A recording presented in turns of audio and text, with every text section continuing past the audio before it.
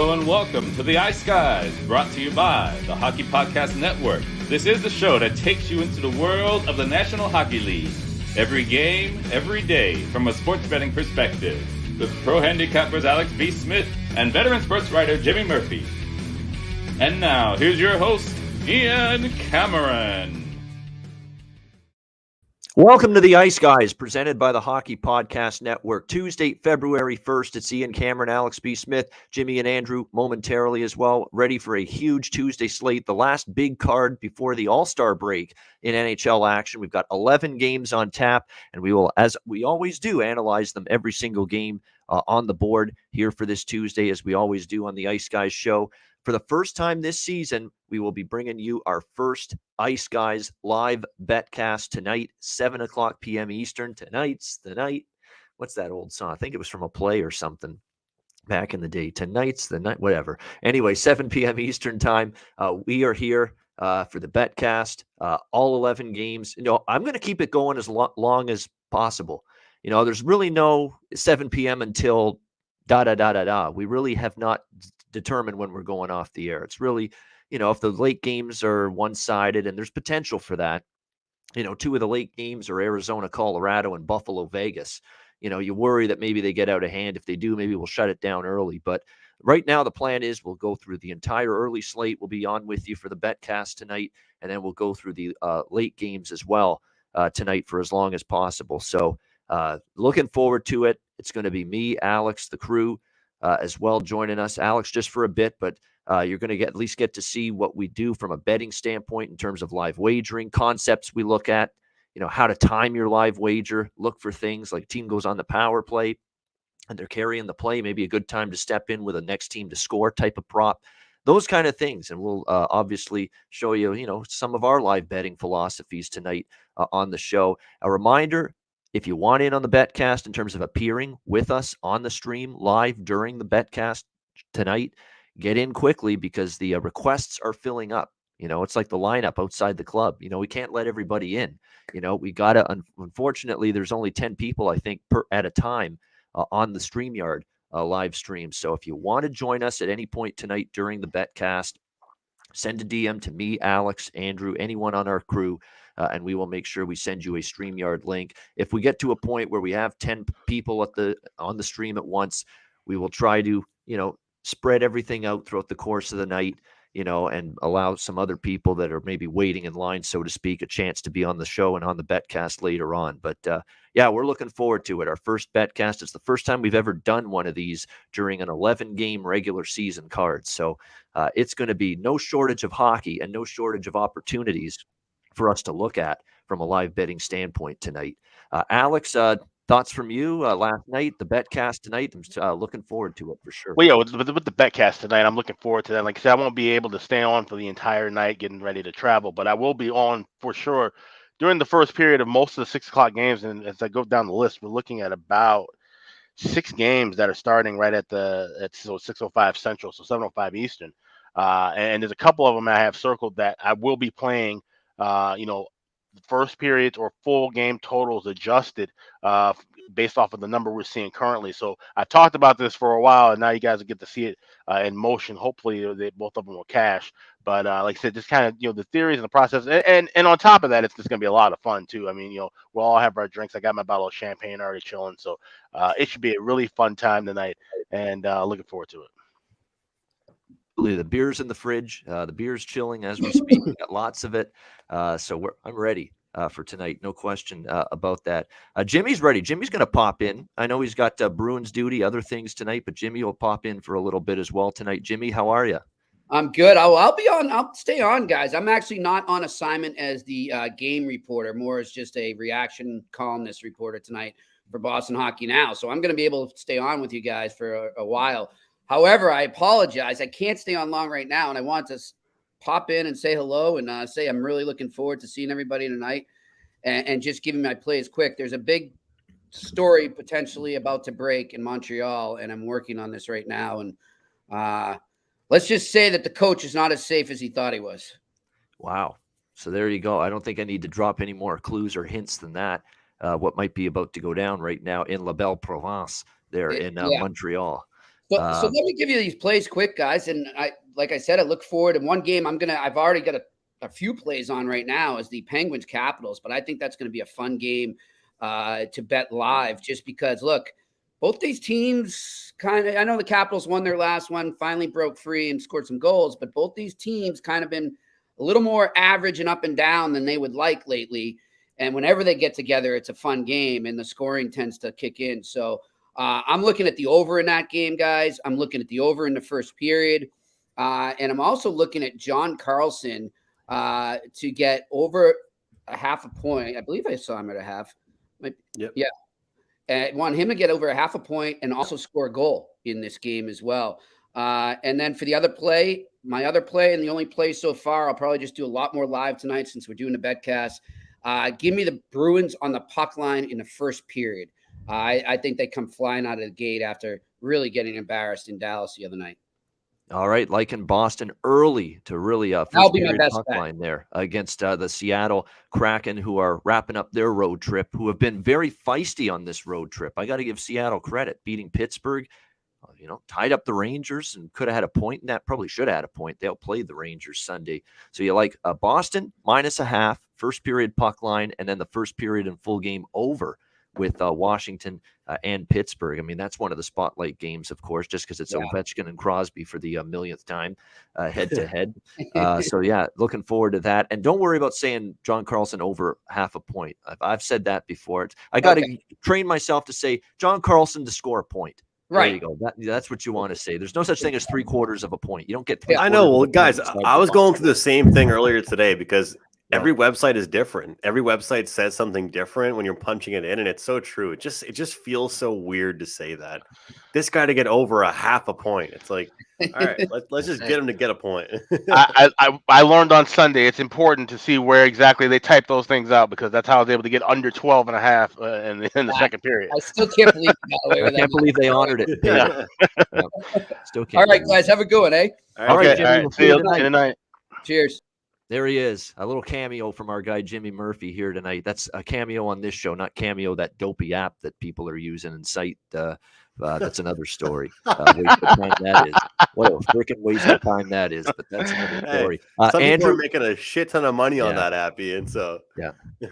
I want my family and people that are near and dear to me wishing me happy birthday, happy anniversary, good luck with your marriage, all that shit. I don't need some stranger, even if it is some famous celeb doing it. Sorry.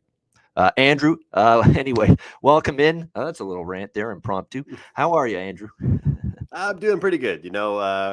Obviously it's one of those things where I was running so hot for a decent amount of time and cooled off a little bit. Last night, small losing night again. So, it's kind of been Splitsville or small losing nights for a couple of days and catching myself in a small slump. So what better day to break out of a slump and have a massive day here than this card tonight. I think it's a good card. We got the betcast coming up tonight. I just put a tweet out, kind of confirming what I've been saying here on the Ice Guys about that I'm going to start taking these props more serious. And, I have been, but it's going to be consistency with me. You guys aren't just going to get every now and then a random goal scorer pick from me or a random point prop. I'm going to be adding these in and come prepared every single Ice Guys show with these. So super excited about today's show. I got to say real quick, actually, because I gave out yesterday on the show, I mentioned that plus 160, Ian, about those three teams, the three-teamer. And with the Leafs comeback, it actually almost came to fruition. So that would have been, with the Oilers, choking it, that would have been kind of nice to hit that. But best bet on the show, ended up going with the Oilers puck line. The best bet on the show should have been the Panthers in puck line, but I cashed that one as well. But look forward to today's show. Some good games and some good marquee matchups, which is kind of, why, in the NFL, I really veered up towards more of the prop betting market. You saw that game, both games of the weekend, in the NFL. It's unbelievable what they've been like. My best bet of the weekend was T. Higgins over his receiving yards. Good luck picking a side in that Chiefs and Bengals game, So same thing with the NHL. Some of these games tonight, real competitive hockey games. So I'll have some props for us for tonight as well. Yeah, I'm looking forward to it. We've got confirmations. Just our old favorites are going to, some of them are going to be with us tonight. Melissa wants in, Terry wants in. Chris Otto is probably going to join us during the betcast tonight, and he'll be great to have because guess what? When we go period by period through these games, who's going to know these totals trends and team trends from a period by period standpoint better than Chris Otto? Who's been tracking all that all season long. So we got them planning to join us. They've requested in. We've got a few new names that have sent me a DM saying they want to join at some point as well.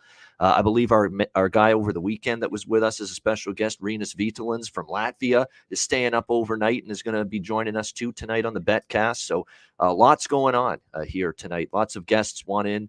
Looking forward to that for sure. We're going to have a lot of people, I think, tonight. So we're going to have to, if there's people that have been on for an hour or so and there's 10 people, but we got another 7 or 8 that want in, we're going to have to do some shifting and bouncing people in and out. It looks like that might have to be one of these nights. We'll have to wait and see how it all plays out. But before we get to the betcast, we have an 11-game card to break down. So let's get to it. We'll start with the Toronto Maple Leafs taking on the New Jersey Devils. In this matchup, we've got Toronto minus 220, road favorites currently. The totals in this one sitting at 6.5. Great comeback last night for sure by the Toronto Maple Leafs. No question about that. It's one of those. They're one of those teams, guys, that they could look so bad, and make no mistake about it, they were bad in the first period. Just terrible in the defensive zone. A lot of miscues, a lot of sloppy play. Just letting Jack Campbell down. Now, Jack Campbell probably should have stopped the first shot that went in on him, but there were a lot of defensive calamities by the Toronto Maple Leafs in that opening period, and it really ended up biting them, and that's why they fell behind in that hockey game. So the interesting part here for the Leafs tonight is, are they going to be able to maybe have a better start, a cleaner start, because it's actually 2 games in a row now, if you go back to the Detroit game on Saturday, that they didn't start the game very well. We'll have to wait and see on that. As far as goaltenders are concerned, we don't have confirmations yet. The Leafs could go either way because it was supposed to be Jack Campbell last night and Peter Mrazek tonight. Well, Campbell in the first period last night, probably a wake-up call for the team that not so much that Campbell was bad, but just to wake the team up because they were pitiful in front of him early in that game. And then, of course, Mrazek came in, finished the game, played relatively well. So it was probably initially going to be Mrazek tonight. I think that was Sheldon Keefe's plan at first. But now with Mrazek playing last night, does he go to Campbell tonight? So we'll have to wait and see on that. Probably John Gillies in net for New Jersey. It was Akira Schmid who got the start last night. And you know what? He was better, and it may not look like it, but he actually was better, to be quite honest with you. He made some solid saves, and yet he still gave up 5 goals if you exclude the actually 4 if you exclude the empty netter. I think there was only 1 goal that was an empty netter at the end of that game last night, 6-4. So, unfortunately for Akira Schmid last night, he still gives up 5 goals, although it was still an improvement from what we've seen from him in the past. I mean, what more can you say about the Leafs? I mean, they can just outscore an early deficit. It's exactly what they did last night. I swept the Leafs game last night, going 2-0 with the team total over and also the full game over. I'd probably lean with the same 2 bets. Quite honestly, that's now 2 Leaf games in a row, the Detroit game, the New Jersey game. I've doubled up with the Leaf team total and the full game over, and that's probably what I'm doing here tonight as well with the Leafs team total, which is over 3.5 once again. A little better price tonight, though, minus 140, instead of minus 160 because now they're on the road. But I think they get to 4 goals again. Look, it's hard to trust this Devils blue line. It's hard to have confidence in either Gillies or Schmid right now. They're really struggling in net. They're struggling in the defensive zone, can't hold a lead, and really having a tough time against some of the more higher scoring teams in the NHL. So I think the Leafs get to 4 again, and I'll probably go team total over 3.5 and the full game over. And in terms of the betcast, this is definitely a game that I'm going to be looking at some goal scorer props, some player props. I think New Jersey will contribute to the scoring. They're going to be angry that they blew the game. I think they come out strong, aggressive. I think you'll see them find the back of the net too. And Jesper Bratt is someone that I'm looking at because he has been the value goal scorer prop lately for the Devils. Not that Hughes can't score or Hischier or Zacha got on the board last night, but Jesper Bratt has really seen his play elevate. And he had a couple chances last night that could have went in. So Jesper Bratt to me is the one that stands out value-wise for Devils props tonight, specifically to score a goal. Alex, what do you think here, Toronto, New Jersey? Yeah, so this is one I have definitely circled and highlighted for the betcast tonight, because you're looking at this first period over. You're seeing twos. You're seeing a few 1.5s. The juice I'm seeing up to 170. So that's awfully high. So we're gonna wait and hopefully get that knocked down. Now, case in point with this, it's you got to be really quick and fast with it, because you saw this game last night. 47 seconds in, you already get a goal. 32 seconds in the Florida game last night, you already saw a goal. We saw it back and forth with Florida and Columbus. So with these top tier teams, and the Devils are certainly a top tier team, not just first period totals going over, but the first goal in the first 10 minutes, 17-1 the last 18 to yes. So these are teams that get off to fast starts, and the fact that they just saw each other 24 hours ago, I would expect more of the same. So we're going to be, getting ready for that as soon as puck drop. Have your units kind of set aside for what you want to play, and if we can jump on the right price, we're hoping for, like I said, 1.5 and minus $1, 38. 35. That's probably the circle range I'm looking at to fire on. All right, tune into the betcast tonight. You're going to be able to see the mad first period over scientist that is Alex B. Smith in action, waiting for that first 5 minutes, a scoreless start, and then jump in on a 5.5 at a good price and a good number. That's the way to do it. Andrew, what do you think here, Leafs and Devils? Yeah, I'm disappointed. I didn't make any money on this game yesterday because I did have a parlay that included the Oilers in it with the Maple Leafs. So unfortunately wasn't able to cash that. But I will tell you, one thing I was kind of impressed with is obviously the fight that we saw from the Leafs. Usually they're the team blowing leads, not really the team coming back. So what I really think is when you look at a home and home, I was talking about this the other day. When you play two teams back-to-back times, we always love to overthink it, right? But really, what's going to change from one game to the next? If anything, the Maple Leafs were fortunate to come out yesterday with the win, let alone the puck line victory. And when I look at this one, I'm looking at the first period puck line for the Toronto Maple Leafs, plus 110. I feel like they're going to, so it kind of correlates to what Alex was talking about, the information we get from Chris Otto. There's just so much to look forward to for that game, because I really think that they're going to be the team that gets off to the hot start, not the Devils this time. And you can get them plus 110. And stepping right into the prop market here, guys, this is one that I just don't really quite understand how it can be a thing. But Michael Bunting to get a goal tonight, plus 245. And to me, it's kind of a head scratcher, because if you look at the guys he's playing with, he's currently on the top line. They've got Marner and Matthews back together. And this is as of today's lineups. Michael Bunting, Austin Matthews, and Mitch Marner paired together as a forward line, number one line. And you take a look at these odds here. I just thought it was kind of ridiculous. If you look at the odds for just to score a goal in general, Austin Matthews is minus 135. I've said it before. I mean, Alex, with the way he scores, minus 135, who cares? This guy scores like a goal a game, right? But Mitch Marner, he's this is at DraftKings, he's around like plus 200, but you get plus 245 with a guy on the top line playing with Marner and Matthews. It's a real head scratcher, especially a guy that got a hat trick just on the weekend on the hometown hockey day. So I thought that was quite ridiculous. So that's one player that I couldn't refuse to look towards for a goal betting prop. So I'll be looking at that, cheering that on while we're all watching enjoying the betcast together. So looking for a hot start from the Maple Leafs guys on the puck line in the first period this time around, and looking at Michael Bunting to score a goal for me tonight. Yeah, I mean, that he's had a bunch of chances every game lately. Of course, he's getting that opportunity to get chances, ice time, playing with Matthews and Marner tonight on that top line. So definitely going to get those opportunities. And again, it's kind of like that.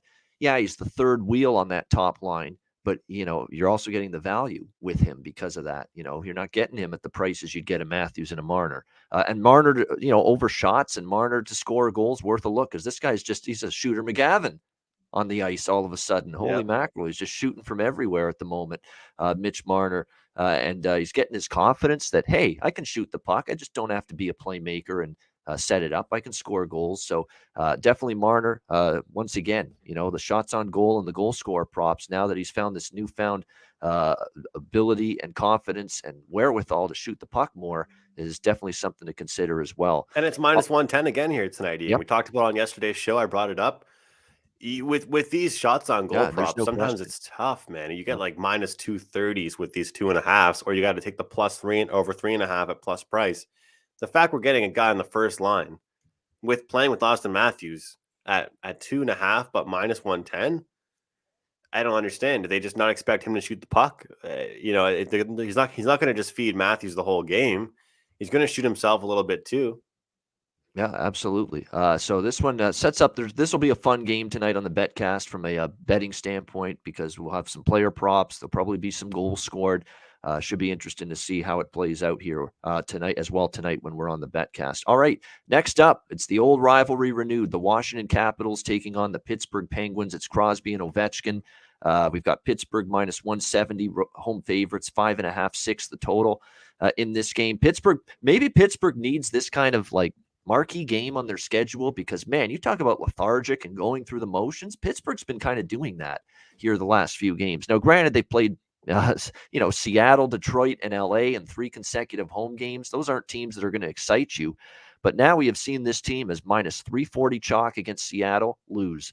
Minus 260 chalk against Detroit, lose. Minus 240 chalk against LA, lose. That's 3 straight losses as massive favorites. Kind of not interested in laying a price with Pittsburgh here tonight in this game. The question is, can you take Washington? Washington's got a huge rest advantage. They've had 3 full days between their 5-0 beatdown over Dallas and this game here tonight against the Penguins. Pittsburgh, actually, these two teams split the 2 meetings earlier this year. Pittsburgh won at home. Pittsburgh won the second game, which was also in Washington. So 1-1, both of those games were in Washington earlier this year. The over's been the dominant theme, and Jimmy mentioned it earlier. He likes the first period over and the full game over. It's not like these teams are necessarily dead nuts over teams. Washington certainly hasn't been in recent games. They've gone 4 straight unders, Washington, going into this game. Pittsburgh has, kind of dried up a little offensively the last 3 games, but they've suddenly given up a few more goals, including the loss against LA. But hard to argue with that kind of series history. I mean, we saw 6-1 and 4-2 earlier this year in the 2 meetings. Long term, it's 4-1 to the over the last 5 meetings between these 2 teams, 7-3 to the over in the last 10 meetings. 6 of the last 7 in Pittsburgh between these 2 teams have gone over the total, and the total's only 5.5 here at a couple of books. So I'm going to have 2 plays here. I'm going to take the plus number with Washington. It's just Pittsburgh to me at the moment is just a little bit tricky to trust as big favorites. Now, the thing is, this is going to be a game that fires up and stimulates Pittsburgh way more than playing LA, Detroit, and Seattle. All right, totally understand that. But I think we got a close game. We have a competitive game. We have a Washington team that's looking to carry that momentum of a 5-0 impressive beatdown on Dallas, keep it going. I think there's worse bets you can make tonight than taking the road dog price here with the Washington Capitals in this game. And I'll also look at that over, which is 5.5, minus 110, minus 115 in this one. Alex, what do you think? Marquee game here, Capitals, Penguins. Yeah, there's 2 plays I like here, and it's the first period over and it's the draw. You're looking at Pittsburgh. 3 of their last 5 games have gone to overtime. Of the 2 that didn't, it was the big blowout win against Arizona, and then the 4-3 loss you just talked about against LA. So still a close competitive battle. And these are 2 teams, like you said, they always have a bit of animosity for one another, even though, the narrative's kind of gotten old with Ovechkin versus Crosby or whatever have you. But these are still division rivals. These are teams that have had many playoff battles. They do not like each other one bit. So I expect to see a lot of up and down play. This game screams to me 3-3 at the end of 60. So like I said, I'm going the first period over minus $1.25. That's 1.5. And then I'm going to take the draw at plus 330. All right, liking the draw here at a nice price, plus 330 here with the Capitals and the Penguins. Should be interesting to see how this one plays out. And by the way, we talked about how Pittsburgh had been fully healthy and really, been able to get everybody back and accounted for and on the ice. And just as that was starting to happen, now you're seeing tonight Danton Heinen questionable. Teddy Bluegers, of course, missed a few games. Chad Ruedel now is out as well. Brian Dumoulin listed as day-to-day game time decision here for the Penguins tonight. So all of a sudden, some injuries starting to creep up again for Pittsburgh. Nothing earth-shattering, but a couple of defensemen that does concern you tonight And again, Washington got a little offensive mojo back finally against Dallas. Remember, they went through that drought, shut out by Vegas, 1 goal against San Jose. They busted out of it against Dallas, 5 goals. We'll see if they can find the back of the net tonight. Andrew, what do you think, Capitals, Penguins? Yeah, I think, well, it's interesting what you say there because I agree about, we always talk about scheduling, and Pittsburgh didn't really have any games that really mattered. And that's why we always tell people to be careful when you're laying these big prices. All three of us aren't really people to lay, minus 200 on games, but I know plenty of people that do that successfully if you pick the right spots. But past couple games for Pittsburgh, if you were doing that, you got yourself in a hole. You got yourselves in some trouble. But this is a game where we're all looking at this game and saying, you know what, should they really be minus 160 favorites, right? Based on how they played recently. But to your point, Ian, this is a game they should get up for, something about it just tells me we're going to see an under here. It's just, Jay Stone made a great comment here saying that I feel like, it feels like since I've been a kid, since I've been watching Ovechkin and Crosby, their rivalry, it's been an over series, but Ovechkin and the Capitals have had trouble scoring as a whole recently. Pittsburgh, to me, their identity and when they play their best hockey is when they're playing lower scoring games. So I kind of lean towards the under a little bit. I think Pittsburgh wins this game. I haven't quite decided how I'm going to play it, though, because, again, minus 160, not sure I want to touch that. And do I want to touch the regulation? Hey, just like Alex said in our chat room saying right now, this could be a game that could definitely go to a draw. And so that's why this is a game that I wouldn't really want to just, run to the window to get the regulation line either. So, I guess in long-winded terms, I really like the under in this game.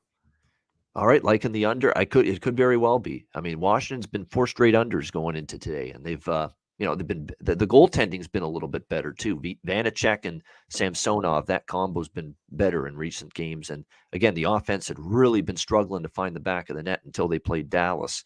And of course, that game stayed under because they shut out Dallas. All right, San Jose, Tampa Bay. We've got Tampa Bay minus 330. Home favorites, 5.5 the total here in this game. For San Jose, obviously, they've been on the road for quite some time. You wonder, how this is going to be in terms of a spot for them. Probably not a good one, if you ask me. They've certainly, done a decent job on this road trip. 1 win, 1 loss, and 1 OT/shootout loss. In these 3 games against the Capitals, the Panthers, and the Hurricanes. They've actually done respectably in these 3 games, San Jose, against, the gauntlet that is this road trip when you got to play Washington, Florida, Carolina, Tampa Bay. That's as difficult a quartet on the road as you could ask for. But here they are. They won a game. They lost one in overtime, and then they lost to Carolina by just a goal, 2-1. So competitive in every game. I'd still have to lean to the Bolts here and on the puck line, maybe -1 in this game between these two teams. So when you look at it, I think it's a situation where San Jose could really be, gassed. End of a long road trip. Of course, final game of the All-Star game before the All-Star break, I should say. And now they're going to have to go home to the, I don't want to say sunny and warm Bay Area, because the Bay Area can get cool at this time of year. It's not as warm as LA and Anaheim, the southern part of the state, but nevertheless, you're still excited to get back there. No question, after you've been on the road and in the cold of the Eastern time for a bit, although they're in Tampa tonight. So obviously they won't have to worry about that, but just to get home, the All-Star break coming up for the Sharks. They fought the good fight on this road trip. You can't ask for much more than what they've done. They beat Washington, took Florida to overtime. In fact, they led that game and they blew it late. And then they lost by 1 to Carolina. So very admirably, they've played on this road trip, San Jose, but it might be asking a lot here for the Sharks tonight. Keep in mind as well, for them, this is going to be their 4th game in 6 nights. That's always a difficult spot on the road for a team from the West Coast in the Eastern time zone. So this could be a spot for Tampa Bay to win handily. And I certainly would think we get a good effort from Tampa Bay going into the All-Star break. Sometimes you're concerned, these great teams, they got a lot of their guys going to the All-Star weekend. Maybe are they focused, Tampa Bay? But after losing in a shootout to Vegas Saturday night, 3-2, I'd expect the focus to be there for the Lightning. So if anything here, Tampa Bay -1.5, -115. Alex, what do you think here? Sharks, Lightning. Yeah, I like the over in this 5.5. Like you said, this is a lot of hockey at the end of not a road trip, but also, like I said, getting ready for the All-Star break. Like I said, some guys are going home to their families, some guys are going to be going on vacation, so it's easy to kind of maybe get lost in the headspace, especially if you don't get off to a hot start.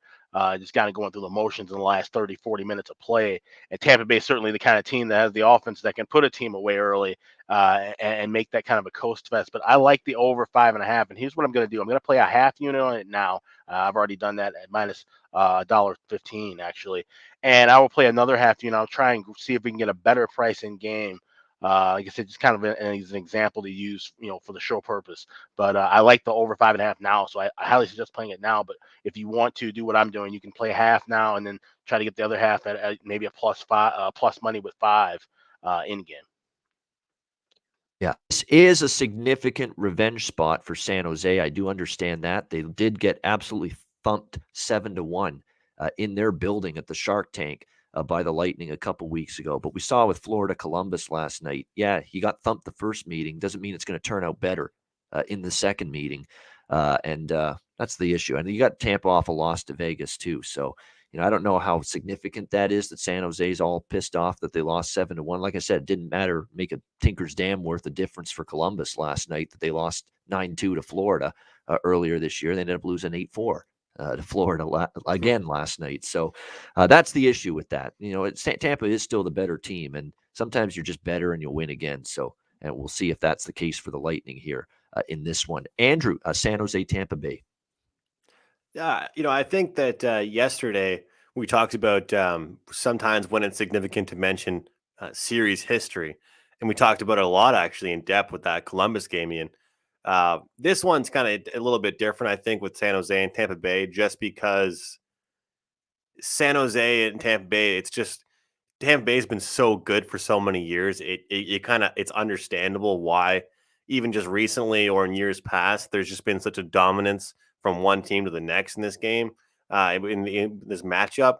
But, I started doing this new segment on another show I'm doing, buy and sell. And we're figuring out teams to buy and figure out teams to sell. And the Sharks last week were a sell team for me. And if you look right now, they've kept games close, guys, but they're not looking impressive to me. They're kind of like a team that's just hanging on by a thread.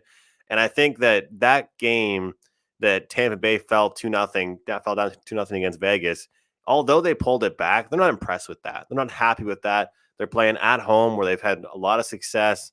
The Sharks give up goals, and they've realized they can't just rely on Reimer. I mean, a lot of teams are getting exposed lately for relying on certain goaltenders, and Reimer's one of those guys that they've been relying on. So I think that Tampa Bay on the puck line is a good play, Ian. Another game that I have some props on here. I've taken a look at Anthony Cirelli over 0.5 points at minus 120. That's from our sponsored DraftKings here. I just couldn't believe it. I mean, another guy on the top line here, where other guys on the top line with him are upwards of minus 200 to get a point. Cirelli is minus 120. And Andre Palat over 0.5 goals to get a goal, obviously, plus 190. San Jose allowed 18 goals last 5 games, including, again, like you mentioned, 7 to the Lightning. And Palat, his score line since in his last 11 contests, 6, 7, 13 points. I mean, this guy is playing well, and we're getting that plus 190 on him to score a goal. That's definitely someone I'm cheering on for tonight. And the good news is, with one of those being a plus price, one of them being a minus 120, if I go 1-1 there, I break even or cash. So that's the plan here for that game. But I do think Tampa Bay gets the job done. And I think this is going to be a real good game for live betting. If somehow, Alex, we do see a low scoring start, yeah, I'll see you at the window, man.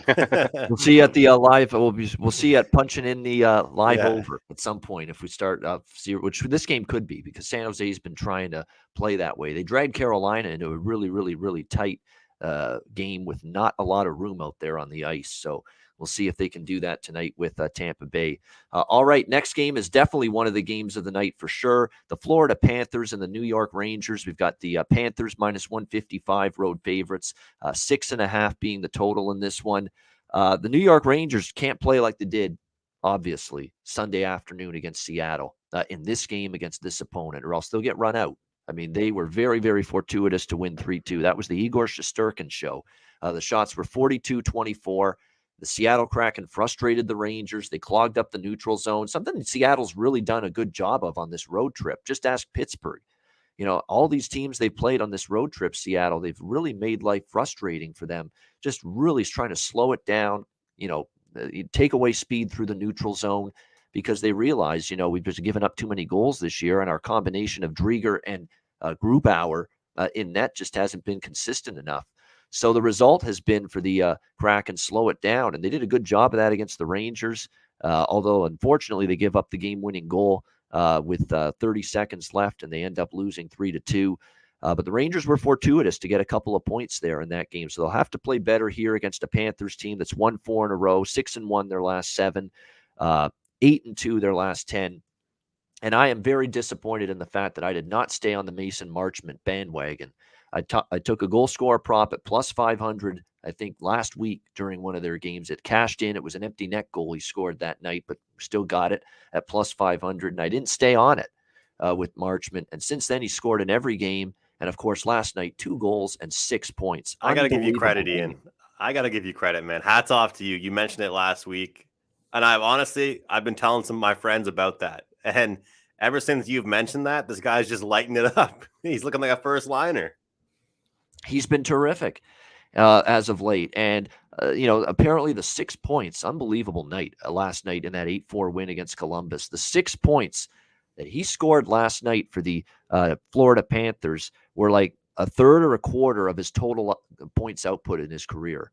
That is the unbelievable stat there when it comes to Mason Marchment. And look, he's with a very, very skilled team. We know that. We know how much talent. We know how much skill there is. We know how much depth through the 4 lines there is with this Florida team. He can thrive in an environment like this. He's not even with Anton Lundell, the rookie center, Sam Reinhart on the right wing, and he's on the third line, the left wing on that third line, Mason Marchment, and he's still finding his way to 6 points. That's how scary Florida is. It's not just Huberdeau, Barkov, Verhaeghe, the top line. It ain't just Duclair, Bennett, and Tippett, the second line. That third line is becoming a problem, and you can't match up and match lines against everybody. You're going to have to, go with your worst defensive pair. You're going to have to go with your least untrustworthy forward group defensively against a third line from time to time. And that's where that Panthers third line is really doing damage for that team right now. And give them credit, Marchment in particular with Lundell and Reinhart. So I'm not going to miss out again. He scored in every game since I took him, plus 500 a few games ago. We'll be on that Marchment prop tonight to score a goal. And that's going to, now look, Columbus isn't going to be letting in goals and right. It's not going to be the red light district for Florida tonight like it was for last night against Columbus. But, I still think they'll be able to chip in a little bit. I expect a very, very good effort from the New York Rangers here. From a side perspective, I'm very much tempted with the home dog. I'm always interested in New York as a home dog, because, especially when they're getting this kind of price. And for Florida, back-to-back after the win against Columbus, New York has the rest advantage, playing Sunday afternoon and now playing Tuesday night. These teams played on December 29th, and the Florida Panthers won that game by a score of 4-3. The game before that in New York, the Rangers won 4-3. So the home team has won each of the previous 2 encounters between these 2 teams this year. Rangers had a 2-1 lead going into the third period down in Florida in the last meeting, and then the floodgates opened in the third. 3 unanswered goals for the Panthers. They took a 4-2 lead. Rangers got a goal late, but too little too late. Panthers won that game. So, for a back-to-back spot, they're now pricing Florida like a juggernaut. And I'm not saying that they don't deserve it. They do. They're an incredible hockey team, especially offensively. But this is one of those spots where you're paying a tax, in my mind, for Florida. So for me, I'd look at least some kind of bet here with the Rangers here as a home underdog. And again, the home teams won each of the first 2 games. And believe it or not, each of those 2 games also went over the total. And the over has cashed at a remarkable 10 straight times in the last 10 meetings between these 2 teams. Hard to believe that. But this Panthers-Rangers series history has been one shootout, one high-scoring game after another. And the scores 5-4, 5-4, 4-3, 5-2, 4-2, 5-4, 6-5, 4-3, 4-3, 4-3. 3 consecutive 4-3 final scores between these 2 teams. So, it's hard to say, yeah, bet an under here when it's gone over 10 straight times head-to-head. And we know what the Panthers are doing right now. The Rangers over 6.5 or nothing for me. It might be one of those games where you wait maybe till a bet cast tonight, see if you can get a better line, better price. Andrew, what do you think here? One of the games of the night, Panthers, sure. Rangers. 100%. It's hard to argue with any unders with this Florida Panthers team right now. And the funny thing is, we always say defense wins championships. We use that expression in every single sport that we talk about, or at least I do. And it's funny because does defense really matter if you're the Florida Panthers and you have the capability of scoring 6 goals, 7 goals, like it's nobody's business? I'm not so sure it even matters if they have to have good defense. If you're putting up, touchdowns plus the extra point every single game. But look, the thing about New York, and I talked about this weeks ago. You guys will remember this because I brought up a little rant about Shesterkin. And I said that I don't think he gets the credit he deserves. And he's starting to get it, obviously. But I saw something cool. It was from The Score, a website from them. They're doing prop betting articles now, and I check them out every now and then. Found out that at 5-on-5, Rangers have allowed 61.66 shot attempts per 60 over their last 10 games. The teams that are also in that group with them, Sharks, Canadiens, Sabres, and Blackhawks. So the reason why I bring that up is because although the Rangers have been good, and they do have an outstanding top 6, below that, let's be honest, Lafreniere has not been up to par. Look at him and Stützle, the comparison between those two guys. The depth really hasn't been there that much for the New York Rangers. If Chris Kreider and Mika Zibanejad and some of these key guys for them aren't scoring, I genuinely worry these days about the New York Rangers. That's the problem. The Florida Panthers, sure, they have defensive problems, but none of us can argue they can't score because they make scoring 4 goals look like it's an average day at the office. Having said all of that, I've locked in. You can find it at DraftKings, over 3.5 shots. Alexander Barkov. This guy had an average night last night in a game where they scored over, they got the total over themselves. And that's what's so impressive about that team when 4th and 3rd liners are carrying the load and playing the second half of a back-to-back. Sign me up for the best player on that team, or at least the shooter on that team to get to the 4-shot mark at -110. And Alexander Barkov has certainly been very good since coming back. There's no question about that. And you look at the last 3 games, he's got a goal in each game and 4 points in the last 3 games combined. And these shot numbers for Barkov, over 3.5 seems like it's doable because it's 4+ shots for him now in 7 straight contests going into this game tonight. So see if that continues for him. And one of the spotlight games, and this is one of the most exciting parts for me of us doing the betcast tonight, is that this game is going to be part of it. It should be a lot of fun here, Panthers and Rangers. Alex, what do you think here, Florida, New York? I know a lot of people probably shy away from Florida looking at this price and seeing, like I said, the second night of a back-to-back against a Rangers team that has been really dominant at home. But I'm thinking this is where Florida, like I said, I think their offense comes out to play once again. And like I said, they can get 4 goals in their sleep, it seems like. So I grabbed the -$1.05 with the Panthers in regulation here. I think this is where the Fox injury is definitely going to really stand out as well. Missing a defenseman like him against this kind of a high-powered offense is going to be crucial. And we haven't seen the exact confirmation yet if it's Shesterkin. I'm guessing it would be. Why would you not play your best goalie against one of the best teams in the league? But if that changes for some reason, we've got a great price at -$1.05 because that line, even $1.55, would probably turn to 170 if it ain't Shesterkin and net for the Blue Shirts.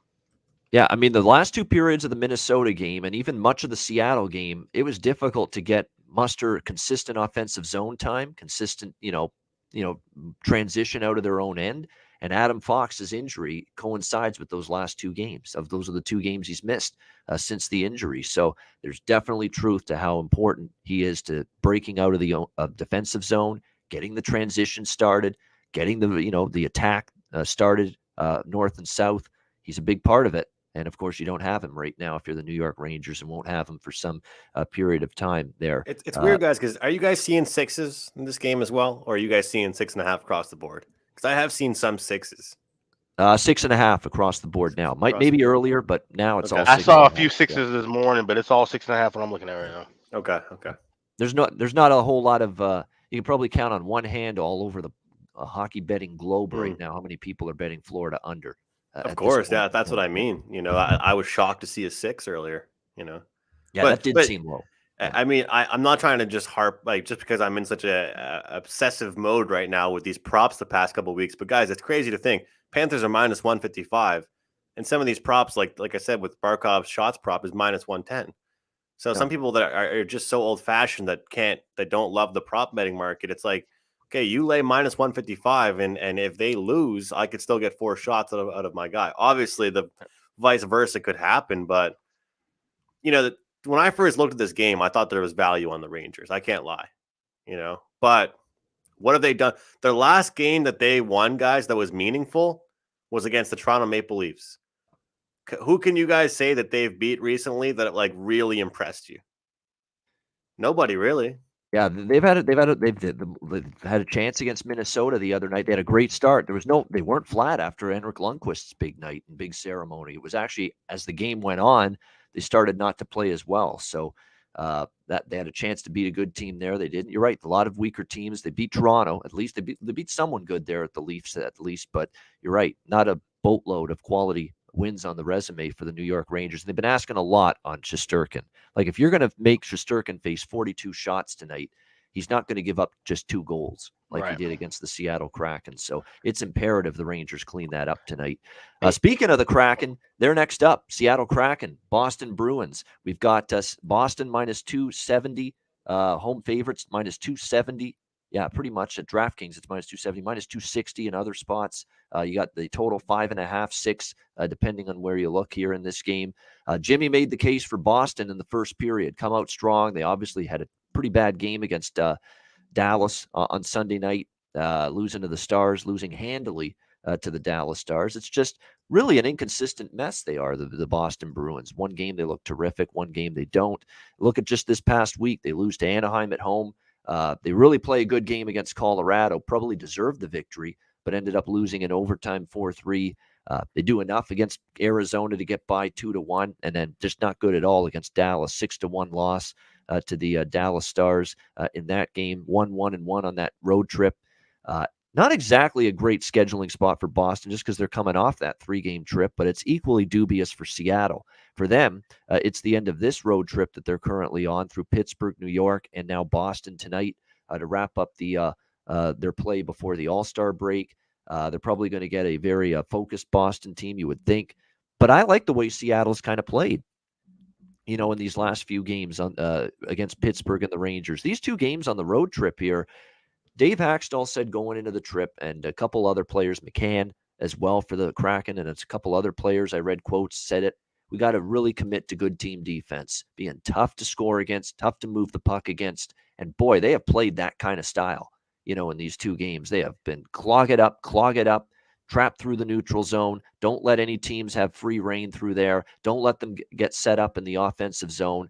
And as a result, they've played 2 of their best defensive games, I think, of the entire year. You hold the Penguins to just a goal, and you beat them in overtime, and you hold the Rangers to 3, and in fact, you outshoot them 42-24. You deserved a better fate if you're the Kraken. You played another good defensive game on the road, but you just didn't get the result to show for it. So definitely something to keep in mind here that they're playing some solid defense here. Though are starting to mount a little bit for the Kraken going into this game. Calle Yarncroke day-to-day. Jamie Oleksiak on the blue line is now day-to-day. Will Borgen out. Carson Soucy day-to-day. Multiple absences on the blue line is bothersome. Schwartz and Tanev, of course, up front still remain out for this team. That definitely is concerning just a little bit. Going into the game tonight against the Bruins. It's a really tough one, but I'll say this, as I know Jimmy likes Boston first period puck line. This might be one of those games I consider Seattle's plus 1.5, just for insurance, minus 120. I don't know if Bruins win this game by 2 or more goals. They are just so mediocre right now.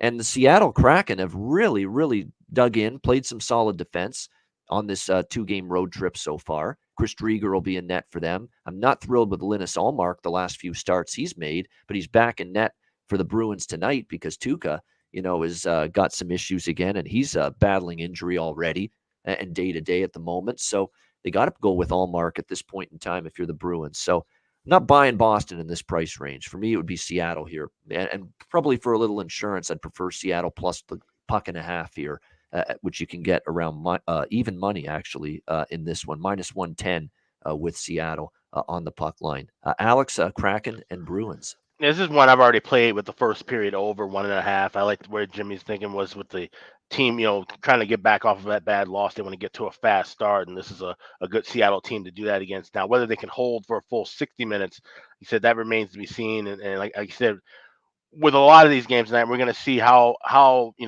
awake some of these teams are early, and if at all. And like I said, if they come out to some slow starts, they're down 2-0, 3-0, especially in the end of a road trip, then things could get completely out of hand. So I wouldn't rule out a 6-0 Boston win if Seattle doesn't show up, but I wouldn't rule out the close 3-2 Seattle win in overtime either. So I don't want any parts of the side. I'm just going to go with that first period total. Yeah, I probably will bet that too, the first period over, simply because of Boston's torrid streak with the first period over, which is a big reason night. They are surging toward the first period over, and then the games sort of cool off after that, and the scoring kind of dissipates in the second and the third period. That's been the pattern for Bruins games during this first period overrun that they've been on. Andrew, what do you think here, Seattle and Boston? Look, I'll be honest, the only play I have locked in on this one, and there's such a big card today, I don't want to take up too much time, is I've got Brad Marchand to score a goal at +110. That's all I've locked in so far. He's actually been relatively quiet as of late. He was a little bit banged up, as we know. I think he'll get going tonight against the Seattle defense. Definitely a possibility for that. No question about that. Brad Marchand, of course, had that great game, you remember, against the Colorado Avalanche last week. Played very well in that one. And when it comes to the Boston Bruins, we often say this, they need their best players to be their best players a lot of times. You don't always sure what you're going to get from Charlie Coyle and Taylor Hall this year. You don't always know what you're going to get from him every single game for the Boston Bruins. So puts more onus, obviously, on the big guys, including Marchand, to produce for them. All right, we got the Winnipeg Jets now and the Philadelphia Flyers next up. We've got the Flyers here, Jets rather, -160. In this one is road favorites, total 5.5 here across the board. Should be an interesting affair here between these two teams. The two teams that got some confidence back in their last game, right? The Jets were on a losing streak, snapped it with a very impressive road win against St. Louis. Decimated beyond belief on the blue line. We've talked about this for a few games in a row with the Jets, and they dug in. They played a pretty tight game for everybody they're missing, all the personnel that is absent right now for the Winnipeg blue line. When you're talking Nathan Beaulieu, when you're talking Dylan DeMello, when you're talking Logan Stanley, all three of those guys missing for the Winnipeg Jets and still expected to be out tonight. So it's been a struggle for that blue line, but they've tightened things up and played pretty well despite being shorthanded the other night. Good news for the Jets is there's a high possibility and probability coming back. Looks like he might be cleared from COVID protocol and back for the game. He is significant for the Jets. That would be a huge boost to them along that very shorthanded Jets blue line right now.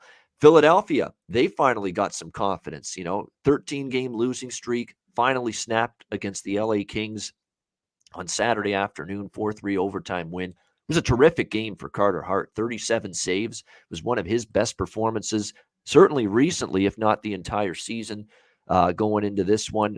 We'll see if the Flyers can build on that. So, Winnipeg -160 is probably still the better team here, but they're still banged up on the blue line.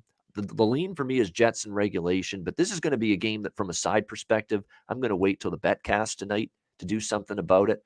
In terms of betting aside, I will get in on the over here, though, in this one for one reason. I'm still looking at 5.5s, and the Jets with still 3 starting defensemen out. They do get Morrissey back. That certainly helps.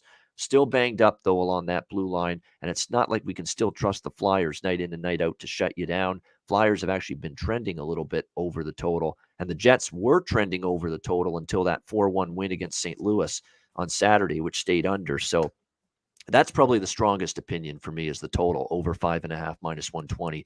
Alex, Jets and Flyers. It's a game of two struggling squads, but in completely different situations. I mean, Winnipeg could probably make some kind of a run and get back into the race at some point. Philadelphia just seems like they're just completely out of sorts and just trending toward the bottom of the Eastern Conference, if not the whole league. So this is one where I wouldn't be shocked at all to possibly see a draw here at plus 325. I could see, like I said, obviously both teams might want to come out with a spirited effort, but at the same time, both saying, hey, we're losing a bunch of games. The All-Star break is here. Let's, kind of just, figure this thing out in 60 and past 60 or what have you, and just go on our own way. And it's kind of that same mentality of like late in the season where teams just need points. If they're tied late in the game, they're not going to try to make a rush to, screw things up and go without a point. And would at least get one in their pocket. So if this is a close game late, maybe things slow down and they just take their respective point in the standings and move on. Yeah, still very shorthanded. We talk about the Jets being shorthanded on the blue line. How about the Flyers up front? The center ice position is still just gutted. Couturier, Kevin Hayes out, Ryan Ellis on the blue line out. Now they lose that young kid, Morgan Frost, who they hope is going to be a big goal scorer for them in the future. So the Flyers are still a mash unit. And obviously, and that's why this game's tricky from a side perspective. Both teams, I think, are going to have confidence because Winnipeg snapped a losing streak. The Flyers snapped that even bigger losing streak on Saturday. So you'd expect two, teams that at least have some degree of a little bit of pep in their step following much needed victories in their last game. What do you think here, Andrew, Winnipeg and Philly? Well, it's kind of like Ian, the theory that you got me on with goal scoring, which was when a player gets a goal after a little slump, take them to score again. But I'm going to pull the Alex B and say, not so fast, my friend, with the Philadelphia Flyers here.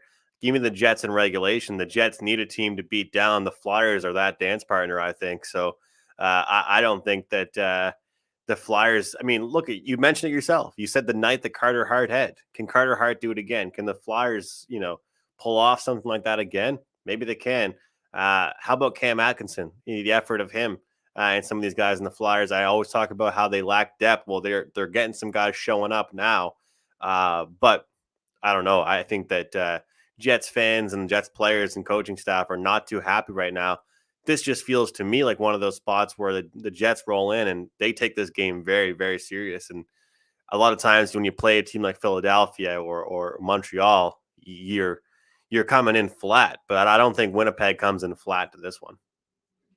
Yeah, for a team that's really having a tough season, like Winnipeg struggled, but overall they've still had an okay, all right season, and they've still got a potential to make the playoffs if they have a good second half. For Philly, they're out of it. There's no chance for them resurrecting this season. It feels like their win is more of a, like they won a championship or something, beating LA the other night because it had been so bad for them. Yeah.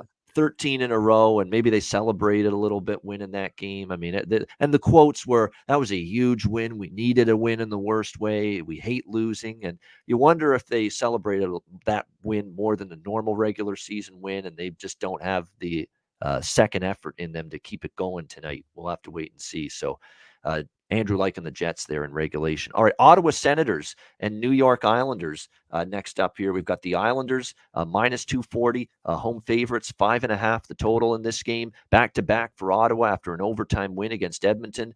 What a night for Timmy Stützle. He did it all. 2 goals, the overtime winner, a scrap. What can't that guy do? And look, good on him for stepping up, because obviously the Senators need some of their forwards to do that with Josh Norris and Drake Batherson out for a long period of time. And Timmy Stützle did that last night for the Ottawa Senators. It was a great night for him. He's now on the top line with Tkachuk and Ennis. I think Stützle is probably someone to look moving forward for shots, goals, those kind of props, because he's going to get the opportunity. He's got an incredible amount of skill. We know that. Nick Paul, even on the third line, chipped in, and he's someone to consider as well. The shots are there for him. The chances are there. So nice performance, though, from Ottawa in that game last night against an Edmonton team that had been starting to turn it around. But this is a little bit of a tricky spot now, back-to-back as they go on the road to face the Islanders. And for the Islanders, they've been a simple team to handicap. They play anybody good, they don't win. That's been the Islanders lately. But they play someone that's below them in the standings, that's beatable. They can win those games. This should be, in theory, a game they can win, right? They're at home, Ottawa on the back-to-back, but the price is too large. There's no way I'm endorsing the Islanders at this price. So it's a pass for me. This is one of the few games that, as of right now, I have no bet on it pregame. We'll see if we do something with it in the betcast. Alex, what do you think here? Senators, Islanders. Yeah, I've got nothing on this one as well. Like I said, maybe something pops up live, but this is just two teams. Like I said, this is definitely one of those weird spots too. And we saw at the Islanders that 4-3 game against Minnesota, where they just, their defense that they so rely on so heavily, it's just not there consistently yet. Obviously, it's a good team to tune it up against because Ottawa's not exactly lighting the lamp, especially missing a couple of top forwards. But there's other spots on the board I like more, so this is just a clean pass. Sounds like Andrew might be thinking the same thing. Am I right? Yeah, there's nothing here. I was just opening up this notepad I had for looking at the props that I had for tonight, and nothing here. I mean, the thing is, I think the Islanders should be a team we should be looking at in games like this. But what the hell do you do? How do you find a way to bet on them? And if you have to ask yourself that question, then, and you know what? If we're talking about player quotes real quick, the Oilers gave some pretty good quotes actually dapping up the Senators. I mean, when another team that lost daps up the other team, that says something to me. Because either you're just saying that to make them look good so you don't feel as bad, or it's actually true. Maybe we look towards a weird, sneaky under in this game, guys, because the Senators, remember that time when they were an automatic over team? Yep. I don't know. They're playing hard to, they're not they're lately. playing 8-2 to the under in their last 10. Yeah. Yep. Yeah. So, this could certainly be an under game here. Yeah, and the Islanders certainly want it that way. There's no question about that. So, yeah, this would be one game where it's 5.5 and it's shaded to the under for a reason here with these two teams. All right, next up, Vancouver Canucks, Nashville Predators. We've got Nashville minus 180, minus 175 home favorites in that range, 5.5 the total here, shaded to the under in this game. Of course, for Vancouver, they're at the scheduling disadvantage, if you will, in this game, back-to-back situation, coming off the 3-1 win in Chicago last night against the Blackhawks. Props to Jarl Halak in his return for the Canucks. Played solid, steady, sound in between the pipes for them, and they capitalized on their chances, the Canucks, to get the 3-1 win. Ended up being goals from Jason Besser for the Vancouver Canucks last night. And then, of course, the empty net goal by Shen at the end to put it away. So 3-1 win. Nice, tidy, solid, sturdy road win for the Vancouver Canucks. And they've played very well on the road, Vancouver, here under Bruce Boudreau. They've been kind of road warriors here recent games. 4-0-1 in their last 5 road games, the Vancouver Canucks. So now they're on a back-to-back, though. It's definitely a very rested Nashville Predators team. But is it rest or is it rust? Because they haven't played since January 27 when they wrapped up their road trip, rather, although it was a mini road trip through Seattle and Edmonton. They wrapped it up with a 3-2 shootout loss in that game. So they've been off for some period of time, certainly well rested, but you can't lose sight of the fact that Thatcher Demko, who is going to be in net, obviously, tonight with Halak being in last night, he's been terrific lately. In between the pipes. He's given up 4 goals in his last 3 starts combined. The confidence in his game right now is clearly there. Even with this back-to-back here with the Canucks here, we're talking about a Nashville team that's kind of started to tread back just a little bit, 3-5 in their last 8 games. So they've kind of slid back just a little bit. It's a tantalizing price. That's all I've got to say. They're playing very sturdy defensively. And yeah, you could be tired, but if you've got that backbone and you've got that defensive foundation and you've got a goalie playing well like Demko is right now, you're not going to be an easy out if you're Nashville facing this Vancouver team tonight, even with the Canucks back-to-back on the road going into this game. To me, it's just a little too lofty, this number on Nashville. I probably have a small flyer on Vancouver, even though it is kind of a negative spot with them on the back-to-back. Keep in mind they're 2-3 on a back-to-back this year. Not terrible, not great, but not terrible either. What do you think here, Alex? Vancouver, Nashville? Yeah, this is probably going to be a pass for me as well. And you saw Vancouver; they get the win, and they had this tweet basically kind of calling out the PA now to Gene Honda, the Blackhawks, because he had mentioned saying that this was the struggling Canucks. And then they made some funny tweets saying, well, based on the win and where we are in the standings, we aren't really struggling as much as the Hawks. Okay, well, I guess it's kind of funny, but the fact of the matter is you still have lost 8 of the last 13 games. And the magic that Bruce Boudreau brought when he first joined has kind of waned off a little bit. And so probably won't be even looking at the playoffs in my opinion, in the Pacific Division. So it'll be interesting to see how their record goes based on how they move forward from that tweet. And now they got to play Nashville, a good team, and a tough place to play in. So it would be a lean with Nashville in regulation, but I'm not going to play it. All right. Yeah. I mean, to be honest with you, if you were to bet Vancouver and Ottawa, these two Canadian teams tonight, it wouldn't shock me if there's a 1-1 split with these. I really think they've got a better chance than they're being priced, even with both of them on the back-to-back. It's just because I don't trust the Islanders and Predators here being priced where they are. And good point by Bunkiki. Some teams are good with the extra rest. Some aren't. Nashville's just 2-3, with 3 days rest or more going into this game tonight. So like I say, I think Vancouver's got a puncher's chance. That's all I can ask for if I'm going to take them at plus 160. Andrew, what do you think here? The only play I've locked in on this game is kind of an interesting one, is because we got a goal scorer like Philip Forsberg, but also someone he's been getting some assists as well. Last couple of games for him, we've seen a few shots on goal from him. We saw him get a goal and an assist against Edmonton, a goal and assist against Seattle, and a goal and assist, Ian, against the Red Wings. So I've locked in Philip Forsberg. You can find this at DraftKings to get an assist at plus 135. Philip Forsberg to get an assist in this one for Andrew. It looks like Eli Tolvanen, by the way. Ellie Tolvanen is actually how you say it. Ellie Tolvanen looks like he's going to be back for the Predators tonight in this game, which is big because he's been one of their good forwards, young prospects, been able to chip in offensively for them this year. So good news there for Nashville. All right, Calgary and Dallas. Next up here on this Tuesday card, we've got Calgary minus 120. Road favorites in this game. The total 5.5, pretty much across the board in this one. These are two teams. This is an interesting one because to me, I think I trust Calgary a little bit more right now than the Dallas Stars going into this game. I like their game. They've actually moved to a slight road favorite as a result. I mean, you look at what they've done from a just carrying the play. If you look at Calgary's last 5 games, they've outshot Edmonton 47-30, outshot St. Louis 48-21, outshot Columbus badly 62-23 in that 6-0 win. They outshot St. Louis 29-28, even though they lost the game 5-1. And they outshot Vancouver 32-15. They are buying into Daryl Sutter. Everybody committed. All 3 forwards on the ice, both defensemen. Away from the puck, their play has been superb. They're committing to that right now. That's been a huge part in why Calgary's perked up again in these last few weeks and played better, 4-2 in their last 6 games. And the only 2 losses were the Edmonton game where they actually outplayed Edmonton. They probably should have won. And the St. Louis game 5-1 in a brutal spot, back-to-back, St. Louis in revenge. And they still, in terms of chances and shots, they were right there with St. Louis, even though it doesn't reflect that way on the scoreboard. I'm not going against Calgary right now. I think they've got something going.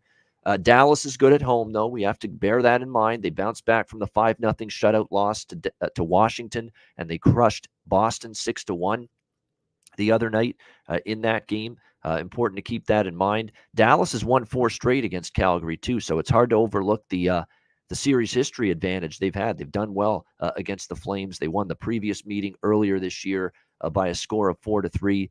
Both teams, obviously, points are very critical for them at this point in time. Trying to get into the, make sure they cement their position in the playoffs. No question about that. Rick Bowness was saying that probably the best game we've played all year, both ends of the ice. When I'm starting to hear the coach sing the praise of the players, one thing I know about this Dallas team, you hear stuff like that, best game. This is one of those teams you don't always trust to play that best game the next time.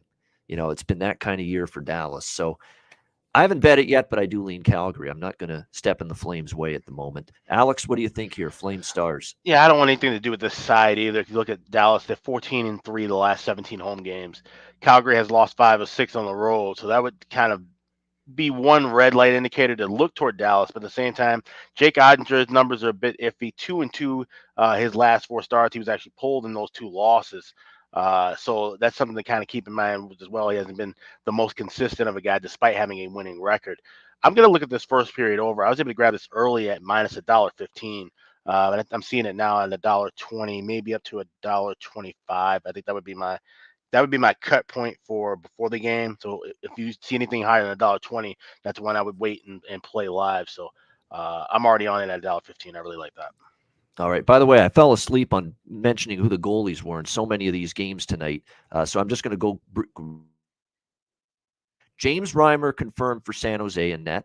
We've got Drieger and Allmark, both goalies confirmed in the Seattle-Boston game. We've got Hellebuck and Hart, your goalies in the Winnipeg-Philadelphia game. We've got Vitek Vanacek and Tristan Jarry for the Washington-Pittsburgh game. We've got Anton Forsberg for Ottawa, Ilya Sorokin for the New York Islanders in that game, and we have Demko. Thatcher Demko for Vancouver. No confirmation yet for Nashville. Calgary, Dallas, we have Ottinger confirmed in net for Dallas. Nothing for Calgary yet, but you'd expect it to be Jacob Markstrom. Andrew, what do you think here, Calgary, Dallas? I'm looking for the team with the better consistency as far as defense goes, and I can't believe I'm saying that. As I've been shocked all year about the Dallas Stars and their tendencies to be inconsistent, up and down with their defense. And we've got the Calgary Flames, second best team in the league, guys. Goals against per game on the year. Number one team in the league on save percentage. Markstrom has been outstanding. And Rupe Hintz, Joe Pavelski, all these guys. Who else besides those guys? You guys know I get carried away with talking about depth. I'm not going to get into it. If you're betting on the Dallas Stars, you might as well just play some props on Rupe Hintz, because they live and die by a guy like him. And I think Calgary is more well-rounded. We're getting a pretty good price with them. And, I don't like a team that gets smashed one game, then smashes another team the next game. I don't like that inconsistent stuff. Give me the Flames here at a short price. I do think if you look, metrics, you look at the Corsi numbers, you look at, expected goals numbers, danger chances. Calgary's beating Dallas in all of those categories right now in the last 5 to 10 games. They have been very good in that regard, Calgary. So I'm with you. It would be Flames or nothing for me in this one.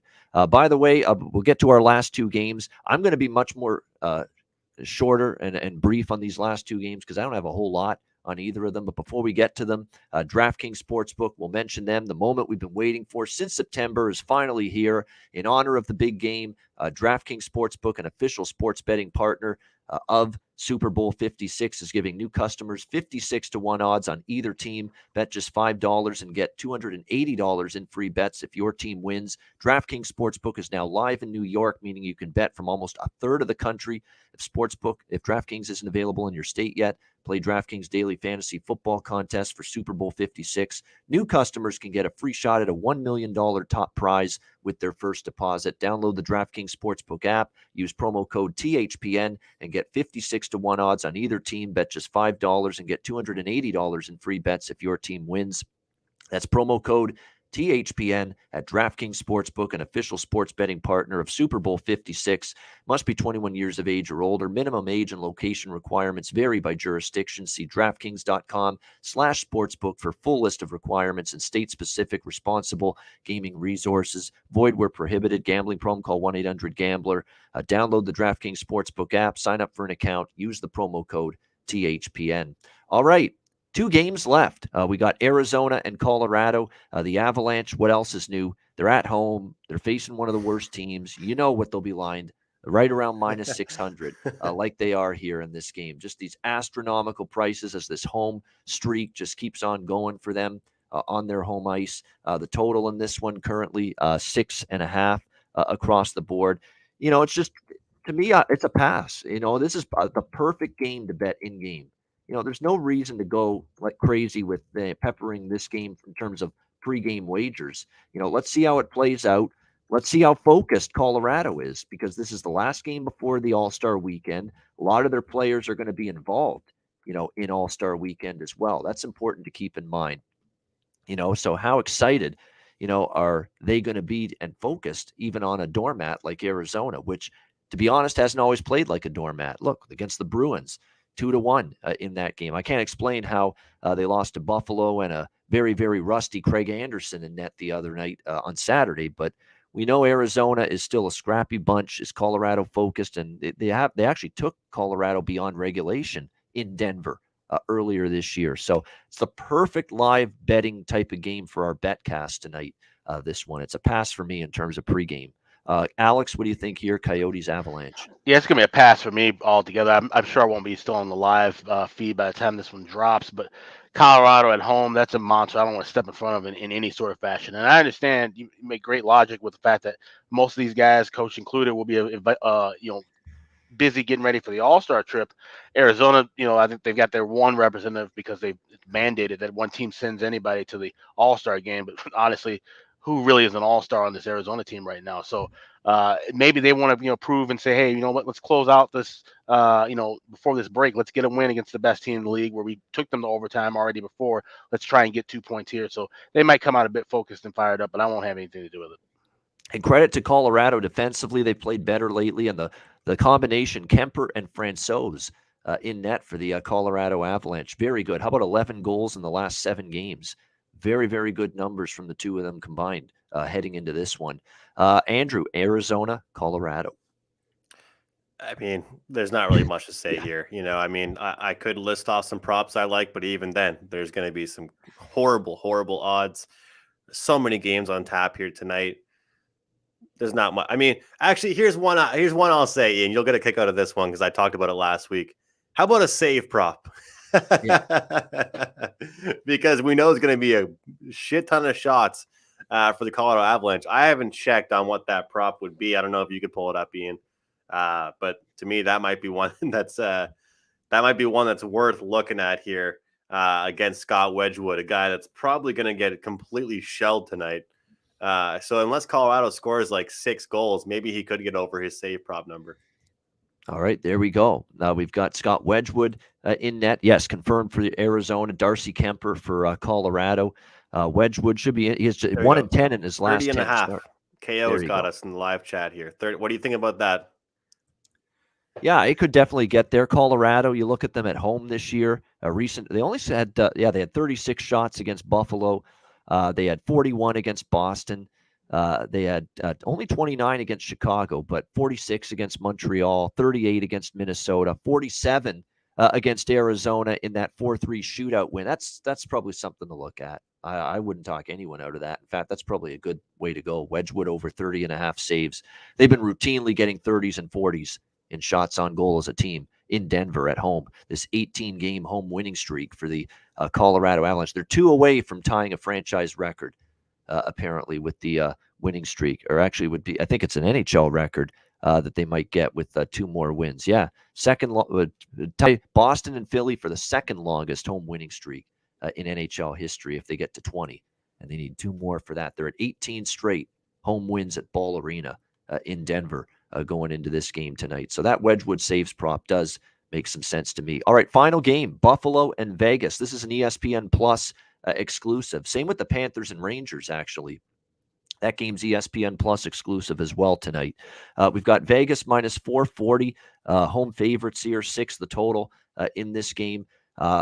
Bit of a tricky spot here for Vegas, right? I mean, I'm not saying take Buffalo, but there's a lot of things not to like about Vegas laying a price this big. They're off a road trip that ended with a thrilling, satisfying win against Tampa Bay in a shootout on Saturday night. They wanted that one. Defending champs. They had lost to the Lightning and blew a lead in Vegas earlier this year, and that's why I like Vegas in that spot, plus price. I said they're bringing it against Tampa Saturday night, and they did that. Nice win for the Golden Knights in that game. But now they're off that win. You're off the road trip. It's a meat grinder road trip, right?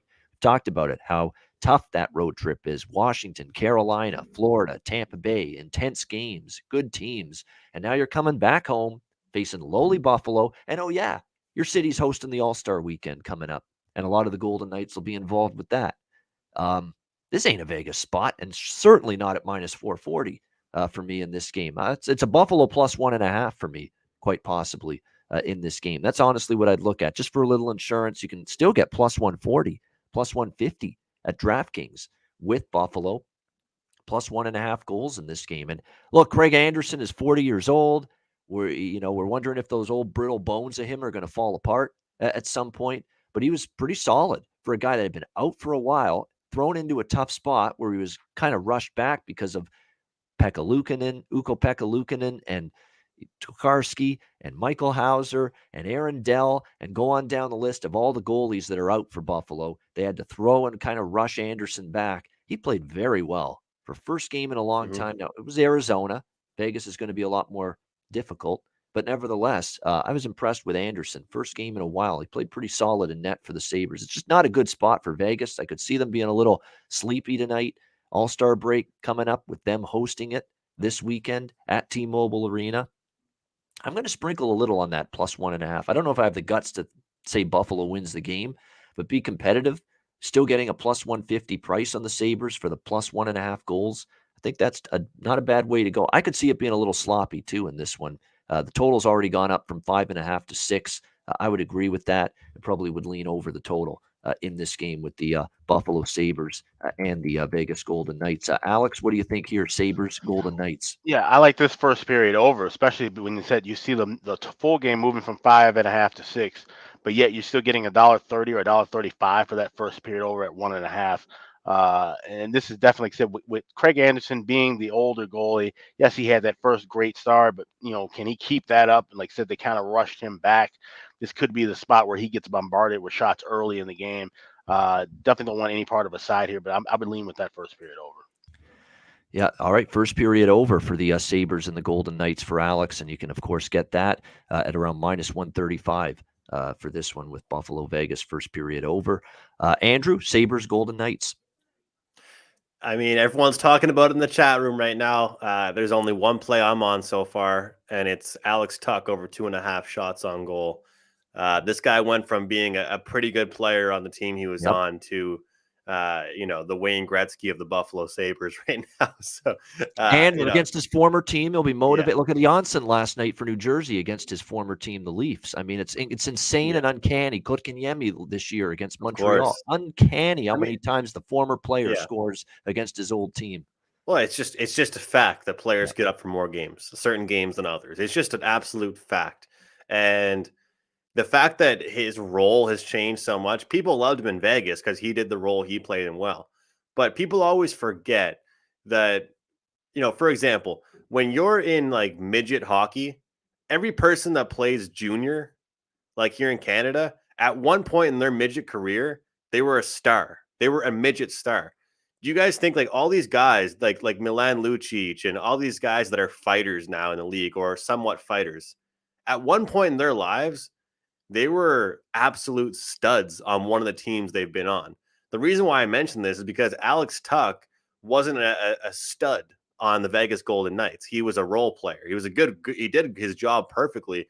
You move a guy from the Vegas Golden Knights to the Buffalo Sabres, and all of a sudden your role changes from, shutdown guy to you're our guy, So the fact that we're getting the same odds on over 2.5 shots on goal for Buffalo as he would have gotten for him on Vegas kind of makes me scratch my head because obviously his ice time goes up, his worth to the team goes up. I think that you look at someone's role on every single team a little bit differently, and Tuch is going to have a huge night, I think. All right, Alex Tuch. There's no way I would disagree with any of that sentiment about him being a guy to bet with goal scorer prop shots. All of those things tonight against the Vegas Golden Knights. It's probably one of the better bets to make in this game, to be quite honest with you, because the side and total is a little tricky, but it doesn't feel like the best of situations for Vegas. So this could be a good prop game, which is good in the late night hours, because if we're still on, which I expect to be at least for a portion of this game, to still be on live with the Betcast when this one starts, that we'll have some props here to look at. In terms of the Betcast tonight. And speaking of the Betcast tonight, as we're about to wrap up this show with best bets in a second, make sure you join us tonight, 7 p.m. Eastern time, the live Betcast. Looking forward to it. If you want to request a spot on the Betcast to join us during it, send me a DM and we'll make sure I get a link sent to you once the show and the Betcast has begun. We're looking forward to it tonight. Join us for the first live Betcast, first of many. We'll be doing these on a weekly basis starting in 2 weeks following the Super Bowl. So we're excited about that. And remember as well, tomorrow is going to be our final Ice Guys show, our daily show. It'll be our final one tomorrow, 2 p.m. Eastern, before the All-Star break. And then we're off till Monday. So it'll be a nice 4-day break. And then we'll be back for the second half of the season on Monday, February 7th with the daily Ice Guys show at 2 p.m. Eastern. So We'll make it count tomorrow, our final show before the All-Star break. All right, great stuff. Alex has a flight going to Denver tomorrow. I know he's excited about that, but he's also excited about his best bet for tonight. Alex, what do you like? Most certainly, yeah. I got Calgary and Dallas first period over 1.5. You can find that minus $1.15 or minus $1.20. I support it with either one of those prices. Dallas has been on a nice run to the first period over, and I think Calgary is going to open up a bit more. I know they've been tightening things down. They've been kind of, been more of the, getting a bunch of shots on their own and slowing down another team. But I think Dallas will have their fair share of chances, especially within the first 20 minutes. So let's go Flame Stars first period over is my best bet. All right, Calgary, Dallas over 1.5 first period. Best bet for Alex B. Smith. Andrew, best bet. Give me Anthony Cirelli to get a point, minus 120. Best bet here. Top line for the Tampa Bay Lightning against the Sharks. All right, Anthony Cirelli to score a point, minus 120 for Tampa Bay. Best bet for Andrew McInnis. And my best bet for this Tuesday NHL card. Boy, there's an absolute lot to choose from here for this card tonight. But I'm going to go with, in this game tonight, I'm actually going to go with the same bet I had. Actually, you know what? I'll go with that full game over because I think New Jersey's going to score tonight. Back home in revenge. I think you'll see goals both ways. Let's go Toronto, New Jersey, over 6.5 for my best bet for this Tuesday NHL card. We had the Leafs team total over last night for best bet. We'll go to the full game over tonight, 6.5, Toronto, New Jersey. For my best bet. And that'll wrap up this edition of the Ice Guys. Thanks to everyone in the chat for joining us. We appreciate it. We will be back tonight, 7 p.m. Eastern. Ice Guys live betcast. Make sure you join us for that. 11 games on the slate. We're really looking forward to it. Hope you join us for that. Make sure you bring your booze, bring your adult beverages, bring whatever you want with you. We're going to be throwing some back tonight live on the betcast as well. For Andrew McInnis and Alex B. Smith, and also Jimmy Murphy, who dropped in earlier during the show. I'm Ian Cameron. A reminder, the Ice Guys is live 7 days a week, Monday to Friday, 2 p.m. Eastern, Saturday, Sunday, noon Eastern. If you can't watch the show live, download the Ice Guys podcast in audio form on all major podcast providers, Google Podcasts, Apple Podcasts, Spotify, Stitcher, and iHeartRadio. Download the podcast when you can't watch the show live. Have a great Tuesday night. Enjoy the games and good luck, and we'll see you in 3+ hours time for the Ice Guys betcast right here, presented by the Hockey Podcast Network.